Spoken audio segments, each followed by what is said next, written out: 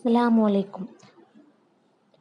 ദുൽഹിജ്ജ മാസത്തിൻ്റെ പവിത്രതയെക്കുറിച്ചാണ് ഈ വീഡിയോയിൽ ഞാൻ ചർച്ച ചെയ്യുന്നത്. 12 മാസങ്ങളിൽ അള്ളാഹു തെരഞ്ഞെടുത്ത ചില പ്രത്യേക മാസങ്ങളുണ്ടല്ലോ. മാസങ്ങളുടെ നേതാവായ റമളാനും ദുൽഹജ്ജ് മാസവുമാണ് മാസങ്ങളിൽ ഏറ്റവും മഹത്തമായ മാസം. ദുൽഹജ്ജ് മാസത്തിലെ ആദ്യത്തെ 10ഉം റമളാനിൻ്റെ അവസാനത്തെ 10ഉം ധാരാളം മഹത്വമേറിയതാണ്. നാം ഇന്ന് ദുൽഹിജ്ജ മാസത്തിലെ മഹത്വത്തെക്കുറിച്ചാണ് സംസാരിക്കുന്നത്.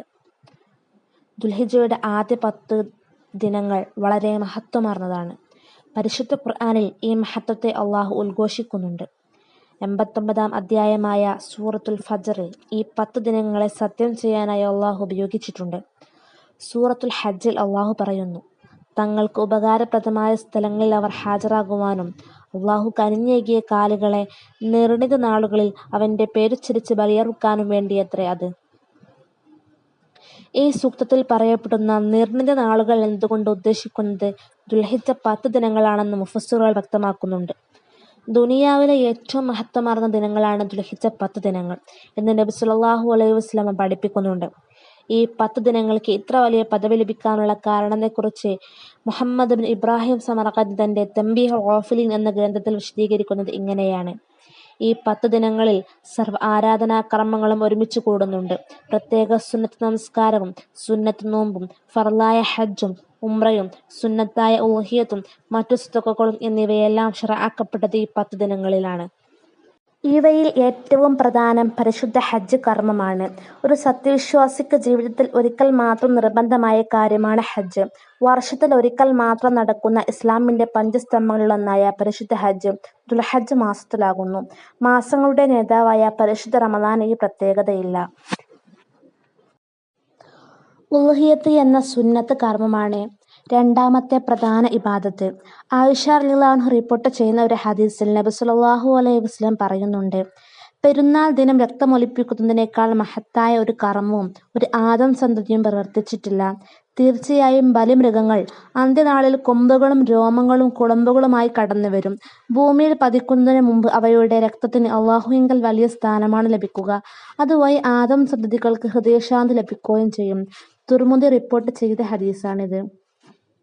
ഇമ്രാൻ ഇബ്നു ഹുസൈൻ റിപ്പോർട്ട് ചെയ്യുന്ന മറ്റൊരു ഹദീസിൽ നബി സല്ലല്ലാഹു അലൈഹി വസല്ലം ഫാത്തിമ റളിയല്ലാഹു അൻഹയോട് പറയുന്നു, നിന്റെ ഉദ്ഹിയ്യത്തിനരികിലേക്ക് പോവുകയും അതിന് ദൃക്സാക്ഷിയാവുകയും ചെയ്യുക.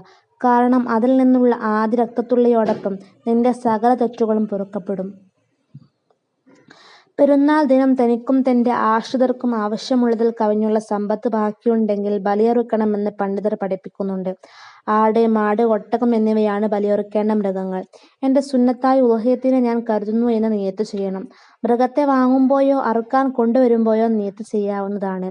5 വയസ്സ് തികഞ്ഞ ഒട്ടകം, 2 വയസ്സ് പിന്നിട്ട മാട്, കോലാട്, 1 വയസ്സ് കഴിഞ്ഞ നെയ്യാട് എന്നിവയാണ് ബലിയറുക്കേണ്ട മൃഗങ്ങൾ. മാട്, ഒട്ടകം എന്നിവയിൽ 7 പേർക്ക് ഷെയർ ആകാവുന്നതാണ്. ഒരു മാടിൽ തന്നെ ഉദ്ഹിയ്യത്തും അഖീഖത്തും കരുതാവുന്നതാണ്. സുന്നത്തായ ഉദ്ഹിയ്യത്തിൽ നിന്ന് അല്പം സദഖ ചെയ്ത് ബാക്കി ഉടമയ്ക്ക് എടുക്കാവുന്നതാണ്. എന്നാൽ അല്പം മാത്രം എടുത്ത് ബാക്കി മുഴുവൻ ദാനം ചെയ്യലാണ് ഉത്തമം.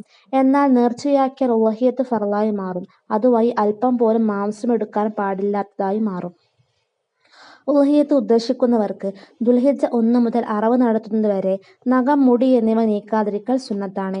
നീക്കുന്നത് കറാഹത്താണ്. ബലിമാംസത്തിൽ നിന്ന് അല്പം പോലും അമുസ്ലിമിന് നൽകാൻ പാടില്ല. മുസ്ലിങ്ങളിലെ ധനികർക്ക് നൽകാവുന്നതാണ്. സുന്നത്തായ വ്രതാനുഷ്ഠാനമാണ് മറ്റൊരു കർമ്മം.